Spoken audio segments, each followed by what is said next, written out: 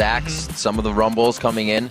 We'll have to see how they actually decide to go through Champion Select, because Cloud9 can continue to play the way they have. Coast, Nintendo X says they play well under pressure, but this is where they have to pull out all the stops. Yeah, you can't really imagine any more pressure than this. If they're waiting to the last minute, they may have already waited too long, because it's not an easy task, even if you're under pressure, to beat a team that has a legendary record like Cloud9. And Cloud9 has actually banned out the Riven, which is something Zion Spartan had his first loss with this Super Week, but it's still something that he is prevalent on. And getting him the Shen is actually a very good sign for Coast. Well, the global pressure we've really been seeing only coming from Karthus and Shen. TF hasn't really been making presence or a splash in this Super Week. And Shifter is actually someone who has been playing a bit of TF, but specifically back in the 3.9 patch, TF did get a number of nerfs, also his gold card got changed once again in this most recent patch, so it's something that Cloud9 is going to take on, and we get to track that one right here. They will actually take it just off in the wing there. He says, all right, we'll play it. So they lock that down. High going to be grabbing in Twisted Fate on this matchup. The last time these two teams played, it was a back and forth of, can we grab yours? Shifter had Zed instead of High in their last match. So, like I said, these guys are going to be trying to poke at each other's champion pools. And there's also a really good chance that they pick that to just block Coast from getting the Shen TF combo that teams like Vulcan have talked so much about, being just map-wide domination. If you get a bit of an edge and you have the double global power of Shen and TF, it really restricts the opponent's capability of coming back in a game, and that's one of the smart reasons that they picked that TF, most likely for High. Even though High hasn't had amazing games on TF, he's still a solid TF player, and he recognizes how to play him. On the other side, we have Nintendo X going for his most chosen jungler, bringing that Jarvan back into the game. Should be number 11 for him on the year. We'll hear about how some of the players enjoy choosing single champions throughout how they play, and Jarvan kind of gets a to-do in there. Daydream Blitzcrank too. Daydream picking up Blitzcrank. We have to remember when Daydream came in, it was kind of the unorthodox supports that he used. Now Blitzcrank isn't. He used the least to get his first quadra kill in the game. But Blitzcrank is one of those play-making supports that you can consistently do that with. And for Coast, it's a very good pick against Cloud9, because we talk about how Blitz is a very make-or-break champion for Coast, and that's what Coast has to do right now. I don't think they can expect, or they shouldn't expect, to beat Cloud9 just in a straight-up brawl. They're going to really want Daydreamin to make a huge amount of plays to make this work. If my memory serves me correctly, this was the Blitzcrank to steal Meteos' buffs away, and then Meteos still had a good game on Nasus. That was Daydreamin's Blitz, right? They played that duo mid. That was actually, I know this was the very first game of the split, and it was Dignitas against Cloud9. Where Dignitas stole like both of his buffs, and Meteos was still able to come back. Toy did it. And yesterday I'm still remembering Meteos just eating a game with Eve. He just took complete control of it. That was pretty scary. Trying to be all over the map on the high farm carry type junglers. And this is a Nocturne who would be able to do a similar thing for him if he can really get going. So I'm personally excited to see how he tries to farm the game here with Nocturne.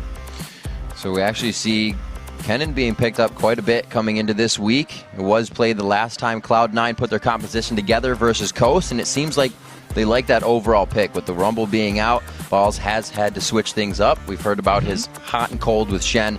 Won't get a chance that game. So he's back onto Kennen. As we see, if that is a locked-in Renekton, that's twice in a row Zion Spartan plays this versus Cloud9. They're not messing with this, but they are, because that is a bruiser-centric team. The reason I was like, there's no way they'll pick Renekton is because they already had Shen.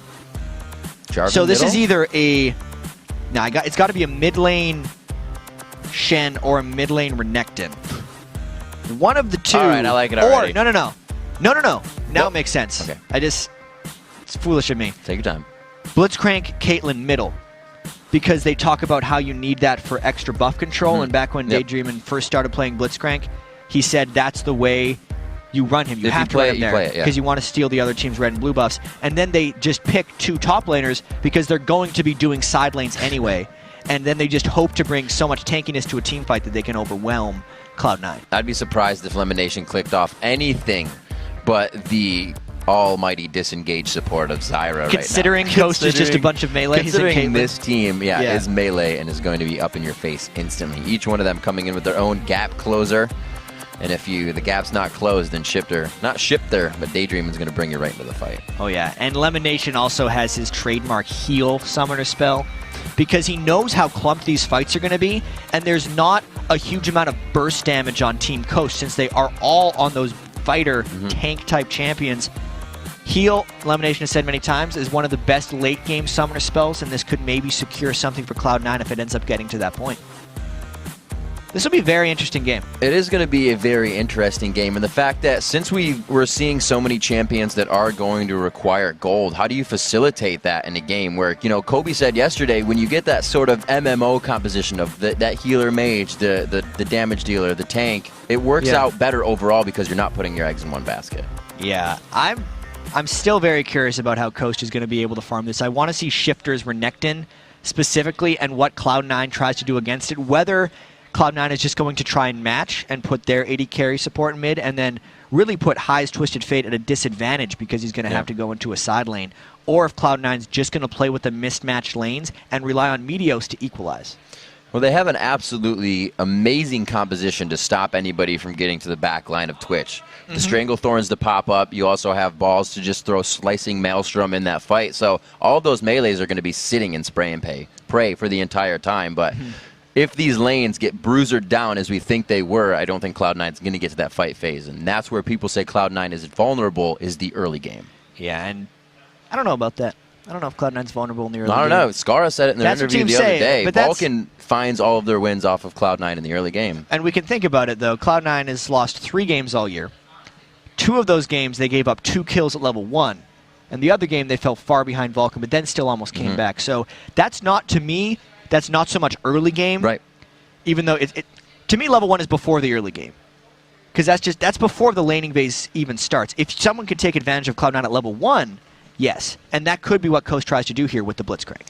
Zion Spartan and team are moving quite diligently here to this center portion of the map. They're not going to go for the top side. They're going to try to get in fast. A ping coming out is going to allow them to know that they're coming in. So High will kind of spread all the way down to the turret, and they're going to just take over this blue. Probably going to walk their way out after the vision. Yeah, Cloud9 needs to make sure they play this one smartly. And Meteos, I want to see what plan he's hatched for himself to prevent Daydreamin' from messing with his buffs early on. Nocturne doesn't necessarily do well when he's denied either the blue or the red buff. He actually needs both of them to have any kind of real presence early game, and it looks like Coast is trying to take control of both sides of his jungle, so there could be some very heavy denial planned from Coast team. Still can't tell where the swaps are going just yet. We'll have to see how Cloud9 decides to figure this out as well. It looks like they themselves are going to want to run the standard lanes with the AD support in the bottom lane. I'm sure they expect Blitz and Caitlyn to be mid. That's almost told by the picks. It's almost a given, yeah, since they're running 2 melees in the side lanes, and you typically don't put melee tanks in the mid lane at all. And this is Meteos' plan as far as it seems. And it actually looks like, as long as nothing changes, this guesswork is mostly appropriate. Meteos will take this red and then run straight to his blue before Daydreamin' can deny it. But because of the wards, actually, that are on Meteos' blue buff, there's a good chance that Daydreamin' would be able to roam over and stop that. We need to see how this develops. They have it. Look, it's symmetrical on both sides. 2 to the left, or 2 to the top side, 2 to the bottom side. So they know wherever they want to go, they can start to default to that strategy. Right, but if we actually look at where Daydreamin' and Intended are right now, they're not getting any benefit out of this. They used 4 wards just to trade buffs. Meteos and Cloud9 guessed exactly right. There's no real benefit gained from the early warding, and I gotta say that's a great play by Cloud9 to just stop the Blitzcrank buff denial. Quick adaptation. With the buff denial, what lane do you think they would have focused if all that went correctly? Because now they have to start adapting Coast. I think a lot of it was just straight up guesswork. Okay. And at this point, Daydreamin' just wants to go and make a play because they didn't get this. Balls has got to watch out. Balls at level 2, playing it very safe. Goes with Q and E instead of getting a W to keep the farm on, and that saves his life. Well, Cloud9 will play this one conservatively. Yeah. And it was a fairly obvious tell that Daydreamin' had left the mid lane quite a while ago, and it basically told Balls to play as conservatively as possible against Shen. Does it have to become a thing now that you have Blitzcrank mid? Do you have to roam with this? Does it kind of go to the wayside if you don't? You don't have to roam, but you definitely want to, because that's the biggest strength of Blitzcrank. If you're not making plays or denying with Blitzcrank, he doesn't bring much outside of his hook in the team fight. The hook can be completely game-changing, but outside of that, if you're not making that work, you're not bringing much. So we turn it into the 1-2-2 here as the defense is set up by Coast. Looks like we got the Bruiser lane bottom versus the AD carry and support. It's a pretty dangerous lane down there for Twitch and Zyra. There's a lot of closing and fighting potential with a double buff Jarvan and a Renekton down in that bottom lane. Meteos making his way towards the top side. Don't regularly see him come out on Nocturne in the jungle, so it'll be interesting to see how he takes this game into consideration. Already foiling the try of Coast to deny buffs in the early game. Off from there, looks like, again, we're going to see Daydream and try to get that roam on. Yeah, Daydreamin's going a lot of up and downs, not much happening, and you can see again Meteos is kind of power leveling himself, trading or sharing farm in the mid lane with High so he can hit level 6 as quickly as possible and make his presence felt. He's outpacing, actually, Zion Spartan at this point, to give you an example of how quickly Meteos is farming on Nocturne. We still have to remember very shortly we will have the level 6. That's the Stand United. That's Meteos coming in with the Paranoia. That quasi-global ultimate, rather. And Dragon may be a priority for these teams. We see Coast, whenever they play against Counter Logic Gaming, they have their hands all over objectives. A good flash, but the rocket grab. High could be going down for first blood. He tries to turn it around. The cleanse on the Ignite keeps Mash Me alive. Good timing on the cleanse by Mash Me, and it ended up burning the extra summoner spell in a sense on High. Timely gank by Nintendo X, and it delays Meteos' plan, because Meteos was actually going to try to hit 6, clearing the jungle, and then come in blind somewhere before the enemy was ready. But that can't happen now since Meteos has to cover the lane after High's demise. A quick 5-minute kill here, but 7,000 is what the gold reads, even on both sides. So a lot of that has to do with just Twisted Fate. His passive no longer gives him the global gold, but it gives him more individual gold. So it's still going to inflate the overall gold totals minion kill-wise. Such patience by Daydream, and like I said, he came in with his first game on Elise for a quadra kill. When he is on the Playmaker Champions, he makes it happen. But then Zion Spartan didn't get the taunt, and it was all for nothing. Yes, they burned the flash, and he was able to roam after the kill in the mid lane. He needs to continue to try to make plays like that. But if Coast wants to capitalize on Cloud9's early game, they can't make mistakes like that. If you land the hook, you've got to be able to capitalize with a taunt. Wasted opportunities are only going to start to hurt you. Daydreamin has been making his way around the map. Yes, he's 3 CS behind Lemon Nation, but if you can't get Blitzcrank in some kind of a tanky form as you get into the game, pulling people can usually be a bad thing. Daydreamin's going to have boots of mobility and a Sightstone, and that's what he's going to build on Blitzcrank. And at that point, he's just going to be building oracles because he needs to get the vision deny. And if Coast falls behind a little bit, they're going to lose all of that, which is why this moment and juncture in the game is ultimately one of the most important things for them. Trying to win the ward game down in the bottom lane. Looks like for now they have the pink, so we may see Nintendo X returning to that lane in just a few minutes. And depending on how Meteos and High position themselves, they will or will not be able to counter Zion Spartan's ultimate. That's going to be the next big thing here. Since Zion Spartan is 1v1 top lane with Balls, there is a potential for Coast to pull off some sneaky business and have Zion Spartan create some action bottom lane and then go for a dragon. But if Meteos and High plan properly, they can kind of stop wherever Shen goes in. There's going to be a nice little game of cat and mouse, as really, once the TF, Nocturne, and Shen ultimates get used, it's most likely going to key for a dragon maneuver. And here is the return of the Nintendo. He is on the backside. The second engagement from Nintendo, the participation in the fight, and he picks himself up a kill this time. And here's the dragon. So that was very pre-planned by Team Coast, and Meteos and High were not in position to counter that 3-man gank and collapse back in on them. Now it's just a matter of Cloud9 trying to get their lanes pushed up since Coast did 5-man that dragon and really just get whatever else they can during all of these shenanigans. You know, Jack, I remember you mentioning in one of the past few games that Lemon Nation is one of the supports that doesn't bring pink wards into that first portion of the game, and they were actually playing a little bit more dangerous in the bottom lane there without any wards altogether. And this is something that Cloud9 actually does frequently in that lane. A lot of games for Cloud9, we see Lemon Nation or Sneaky actually dying a little bit if the team is willing to repeatedly gank them. But that all comes as an expected trade-off. The reason Lemon Nation and Sneaky play so far up in their lane, sometimes in unsafe ways, is because if the other team goes for a kill, Cloud9 will go for an objective. And just as we saw there, Coast took a kill and a dragon, but Cloud9 got the turret. So in a sense, they were just trading objectives despite getting killed and losing the dragon. And that's proven by the gold, Jet. 12-1 to 12. Yeah, that gold still even on this matchup. Sneaky trying to pressure the lane. Still no wards coming out for Cloud9 right now. As they press up this hard, they know they're surrounded by pinks, but they can't even get a good ward in to get around that. Yeah, but they went up and got the turret.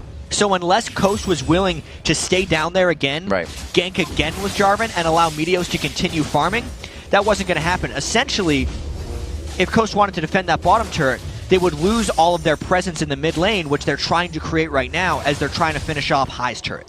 All right, so we know these 2 kills, really big here for Coast, but they only continue to count if you hold that pressure and continue to apply it. Cloud9 still looking for the objective of Dragon, which has already been taken nicely by Coast as they were able to grab it, but that will be their next fight. We usually don't see them trying to engage if they are behind until something like that, or a turret divers, something as such. Cloud9 kind of waits very patiently for their window and then just goes all out. I'm a little surprised Meteos has done so much farming without ganking. You can see his levels and experience are very high right now, and he's also wearing the double buff, so he's ready to go. But he's still just powering up. 69 million kills, now almost 70, keeping pace with the carries on his team on Nocturne. Meteos is going to want to make his presence felt fairly quickly here, because Nocturne, even though he is capable of getting a huge amount of farm, doesn't have the greatest late game scaling with that farm. So he's got to make something happen in the mid game. Looks like Coast wants to back. No aggression for now, as you see. Mashme using that ace in the hole. That's just to pressure off High so they don't try to go and do anything crazy in the jungle.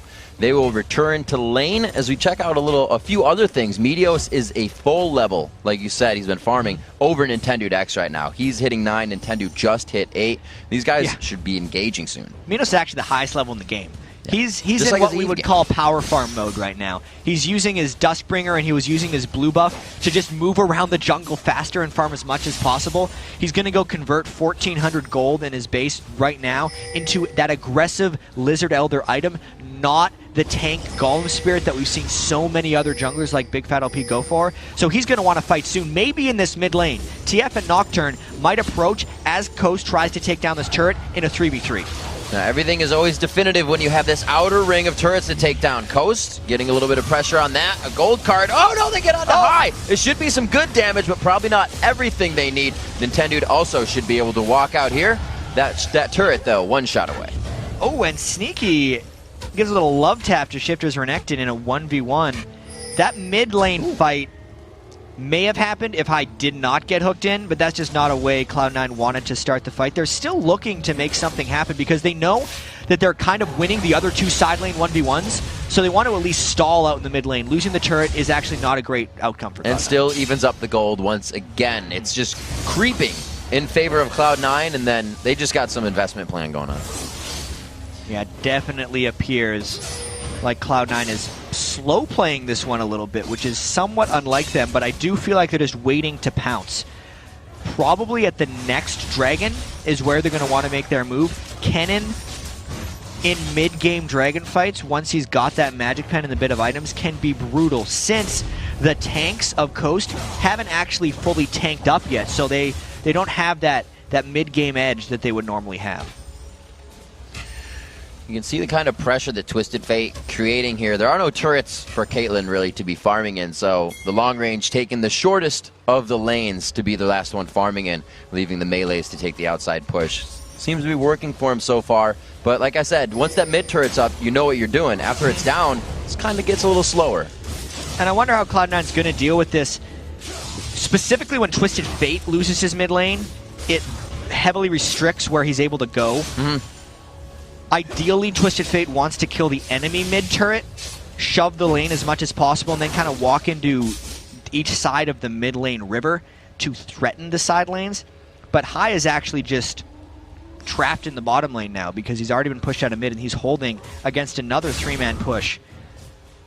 I'm really noticing here that Cloud9 is just trying to get balls as farmed up as possible. He's really going to be their fight forcer despite them having TF and Nocturne when we start seeing big fights. That might go off this. Meteos just on the back side. I thought we were going to see the Nintendo Cataclysm, but I feel that they didn't have enough vision, maybe, they were thinking, and we're going to back off of this. With this kind of, we'll say, version of Twisted Fate that Hai is playing, it's not one that he can Destiny in and assassinate somebody out. What's the role he can take on now that he has this entire tanky team he's got a Destiny? It's a lot trickier for him. I think he actually wants to play mostly in the back line, stunning and kiting backwards when we see the team fights. There's Cloud9. Pretty much home away from home from them, right in front of an objective here. Daydreaming on the backside, grabs through, gets it through the upright. Here's the fight. The Dragon goes to Meteos. They go into the fight. Shifter's getting some big damage onto him, and Sneaky is on the outside. The spray and pray is just lacing Nintendo right now. Mash Me, and this is where the ultimate comes in. The end of the fight when they want to control and continue the engagement. Oh, is he going for this? No, he's going mid. I was like, is he going to go in with no gold card and get him there? That was just strong planning by Cloud9. They knew they gave up the first dragon, and they essentially traded it for turrets, but then balls roamed down to the bottom, and as we said, he was going to be their instigator for when they really want to fight, and since Coast hadn't hit their big items yet that they want on the tanks, Cloud9 actually won that fight by a good margin, even though they only looked like they got out with 1 kill for none. No one on Cloud9 was really in big fear of dying, and they picked up the dragon as well. Bit of a sway in the gold lead there, 22.5 now in favor of Cloud9. We see Zion Spartan in the top lane, and you know, particularly in most games, you hear a lot about Zion Spartan, but if you think about it, you don't see a lot of him until the end of the game. He's up there split pushing, he's really not participating. He is in a way, obviously. You're always moving off the ball, it still works. But pushing those top lanes and then coming into the fight. So we'll have to see if he can still do that, since him and Balls have been on an island this entire time. I'm waiting for Meteos to get more involved. He's still heavily farming. He's still taking double buffs, and he's got a lot of power right now. He's able to duel most people on the map here. It's just a matter of him waiting for that moment. This could be a big fight, though, bottom. Wow, Shifter taking a lot of damage. There's the first slow. The slice and dice is not going to hit through anything. Ooh, he forced the flash, but he gets flashed after. He's a couple Sneaky's more autos. Trying to get a few more autos. Yes, he was trying to get those final stacks on, but it's not going to be there. A bit of a distraction allows a turret in the top lane. The possible for the kill. They get it down, and the true damage will not be enough. Yeah, that was a bit of an overstaying of their welcome by Cloud9. Maybe the team itself got distracted by Sneaky's quest down bottom to kill Shifter and just got hooked in around the turret and died. Trying to do what they can to keep these outer ring of turrets up. A valiant attempt as it goes down. They also lose Lemon Nation, so no pressure actually coming off of that, which Coast kind of got everything done in one fell swoop, so they can go back and buy. Cloud9 saves a bit of face for the second tier turrets, but still Sneaky on the split push. Usually we don't see the split or the Twitch split pushing as much. No, we don't.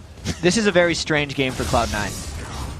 First off, this is the first game we've seen no true mid laner out of Coast, so it automatically puts them in a different mindset for how they want to play. Since there's no... I've been trying to talk a lot more about like back lines and mid lines and front lines lately, and how Cloud9 is very good at maneuvering around the battle like that.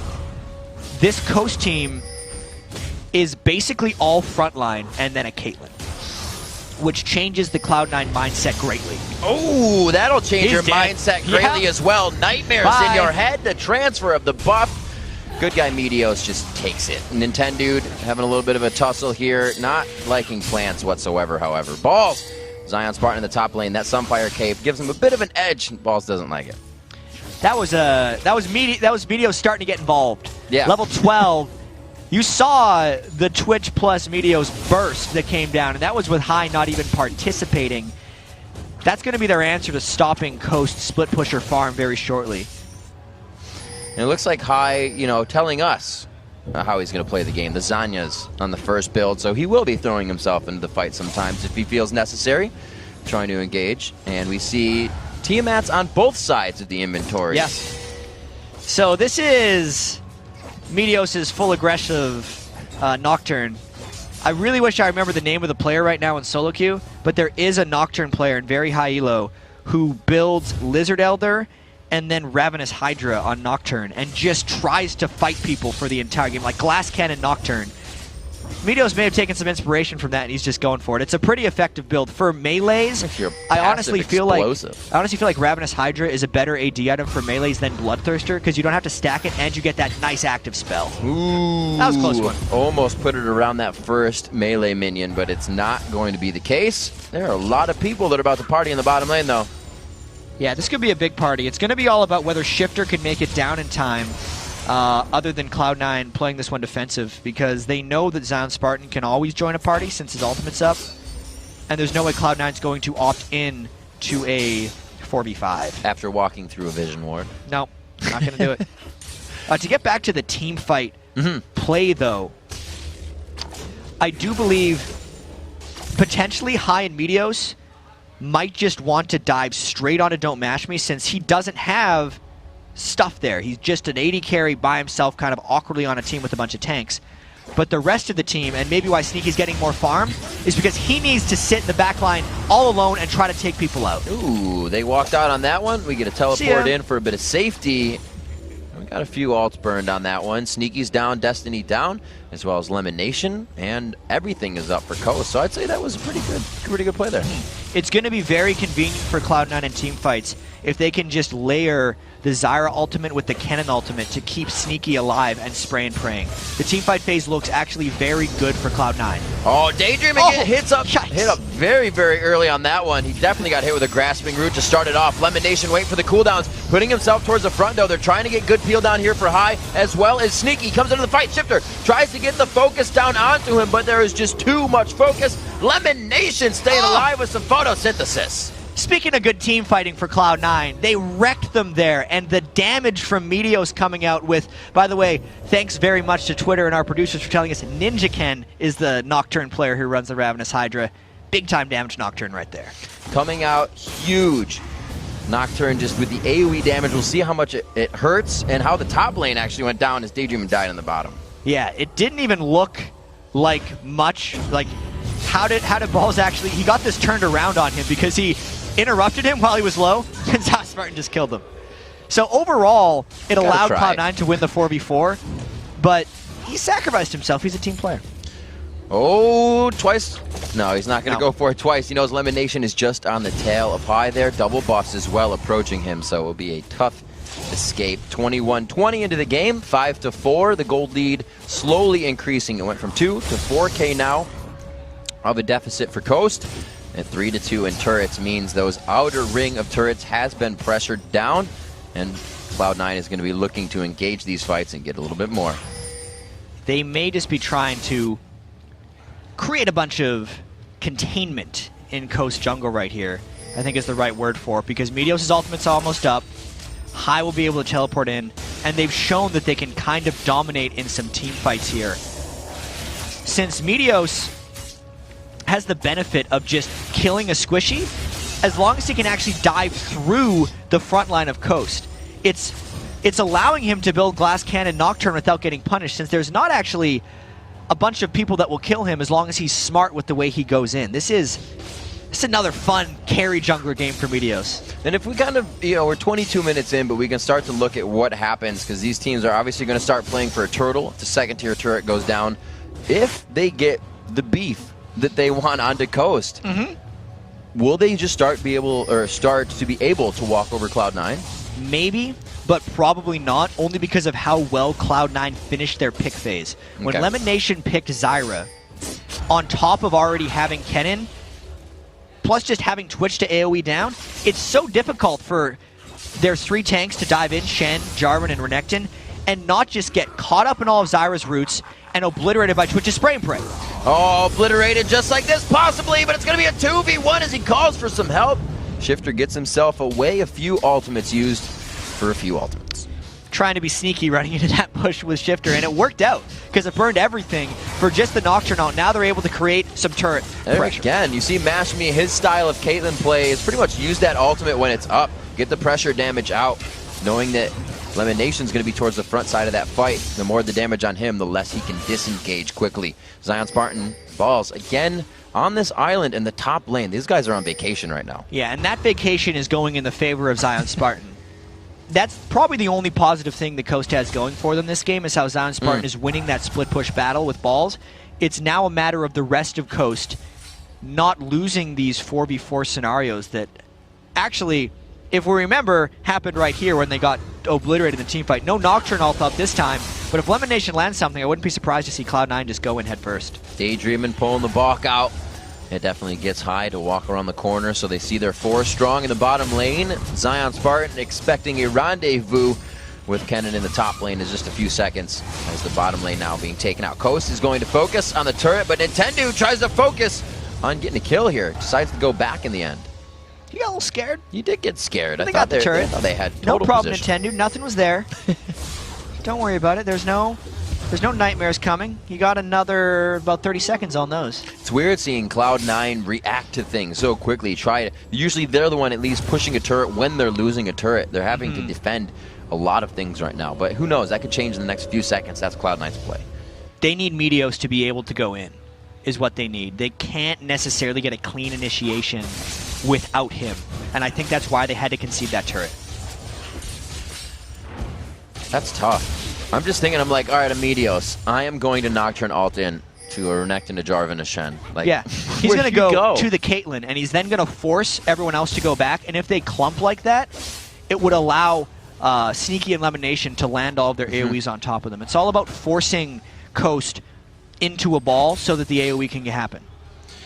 Best way to do that may be to throw on the Destiny. They're going to try to rock it down. Mashme over the wall. He positions himself great for no accidents there. Nintendo throws himself back into the fight. A valiant attempt by the jungler. It looks like they are going to continue the fight. Zion Spartan not making it to the fight, did he? Daydreaming and Shifter there. Mashme, there's Spartan. He did make it past, but that means Balls is pushing the top lane by himself. And Coast is so good for Cloud9. They're going to continue the chase. They get the grab. That's the minion. Oh, man. Oh, it's a little bit of gold, but not what they wanted in the disengage. Balls has the turret to half health in that top lane. A kill onto Zyra. A quick run in from Mashme on the side. Nobody sees him, and he gets out stealthily. It's going to be Daydreaming to overdrive his way out of this fight. And Cloud9 wants to continue this as long as possible because Balls is just happily split pushing the other lane. I have to give a shout out to Meteos in that fight because he just ran through the lane after he overdove and is now healed up so much thanks to his lifesteal. That was a brilliant fight by Cloud9. He has finished that Ravenous Hydra. Looks like he's just going for more damage after that as the Lich Bane coming out for, oh, of course. Yeah. As High has finished that, that means their turret taking, or turret aggression is going to be turned up a little bit more. And we saw Destiny, they really kind of just walked that one in. Like, a lot of the ultimates are just being used to put fear in Coast right now. So we could really see in broad daylight, oh, look out, Balls. Is Daydreaming going to land a hook? He's going to try. He could have it. Boom. Left or right? Oh! Shot it right. He went left. Sun was in his eyes. Yeah. Anyway, we're talking about the initiation patterns by Cloud9. Very clearly, High has the Zhonya's to go in and land a stun onto Don't Mashme's Caitlyn, and Meteos will then go in directly after. And unless Don't Mashme uses Cleanse Flash, he will be chained up for the TF stun and then the Nocturne Fear and die immediately every fight. Unless Coast completely pulls back and balls up, which is again exactly what Cloud9 wants. It really sucks to be Don't Mashme right now because Cloud9 has a perfect combo to take him out. He was forced to run Cleanse this game, so really everything, it would be Barrier if he was not, but that defensive, going on Nintendo, this is the second time they've really gone on him after not getting a first target. We saw Mashme flash in the last fight, but they said, we could take Nintendo down, let's just do it. Yeah, Mashme wasn't there, so they just took anyone. But they had. You can build as many take items as you want, but with all the damage that Cloud9 is building and all the catch potential, they're still going to die, which is Coach really needed to get a lead with this game, or maybe turn it around here. This is their real only opportunity, and this is a very dangerous Baron by Cloud9. They're looking for a fight. Stand United coming in from the bottom lane. Shifter gets a little bit of help there. Can he continue to call the meek and slice and dice around? He goes down, turned into a briefcase, and Mashmi try. Oh, I was like, well, I get a little close there. You have long range. You don't have to attack. A headshot into the next one. A double kill coming up for Mashmi. He makes it look good. The team is going to chase a very low combined health for both teams coming into this next fight they engage. Yeah, that was so beneficial for Coast right there, and the reason Don't Mash Me could pick up a double kill is because the Cloud9 kill Don't Mash Me combo we talked about was used on Nintendo, because they saw the freedom there, but then since they forced the Baron fight right here, you can see they have no way of getting on to Don't Mash Me in this fight, and it's actually Cloud9 who ends up grouping up, and it allows Don't Mash Me to safely fire in his shots and just take Cloud9 out one by one. There's also a nice taunt flash by Zion Spartan here to catch on to balls. If you flash right at the end of your taunt animation, you can extend it and get the taunt, and that's something Zion Spartan executed there to pick up the kill on balls. Actually quite hard to do. Not for beginners. Yeah. Not something you should try the first time in a ranked game. 9-7, 30 minutes into this one, a 7,000 gold lead. The Coast needs to close quickly. Cloud9 does not let up once they start climbing those stairs, and right now they are sprinting to the top of this game. Looking for another win. A loss for Coast here. That puts them out of the playoffs. Puts them out of the playoffs and solidifies quite a few things in the standings. It is a huge moment right now for Coast. Whereas Cloud9, they obviously want to win, but just the differences in how much these teams really need to want this is so far off. Definitely see the lack of an area of effect damage ability on Coast, having a bit of a hurt here. You have Kennen to come in, and we even saw that when Maple Street played Kennen yesterday on AD, for the first portion of, the first level 6 ultimate, it is still effective until it goes to late game and just becomes a stun. Having that, everything that they need without any area of effect on Coast is definitely hurting the game right now. Yeah, about 338 ability power here on balls. Only going to get more. I think he's actually going to be going for a death cap with that next needlessly large rod item. Despite being 0-2 and 3, he has an amazing presence in team fights. And honestly, I just want to watch Meteos in these team fights and see how quickly he can kill people. Here we go. Look out, Don't Mash Me. Oh, right to the back line. He's forced to flash. The car does hit him anyway. From the backside in downtown, they finally get the kill they were looking for. A double kill coming in for High there. They're looking for more. And there's a split push option coming in from Zion Spartan right here, but they're going to lose this race by a long shot. There is not much here to defend the base when you look at Shifter and Nintendo X. Not to mention, they've only sent balls back, and I don't think this is actually going to repel Cloud9's push. Cloud9's still going to be able to get some of these inhibitor turrets. This is going to be pretty big. Now that Balls has gotten big with that Zanya, is almost a Rabadon's finished. He has the Haunting Guys. Like you said, he's going to be able to stop that lane, and we can see pressure or damage rather. Consistent damage onto that turret. High destroys the turret in the top lane, which means an inhibitor is open. I feel so bad for Caitlyn right now. Yeah. He eat away. He's farming. Cleanse flashed almost right as a CC hit, but so much damage was packed in when Meteos and Hyde teleported on top of him that they didn't even ignite him. No. And now he doesn't have his cleanse or flash, but the Nocturne and TF ultimates are almost up again. Unless Coast gets this Baron like right now, I don't see how they're winning team fights.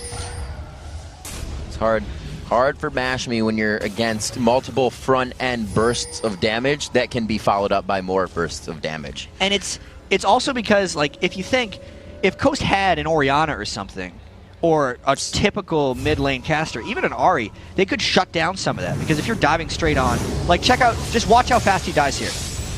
The damage hit him all immediate, and I think the card gets him.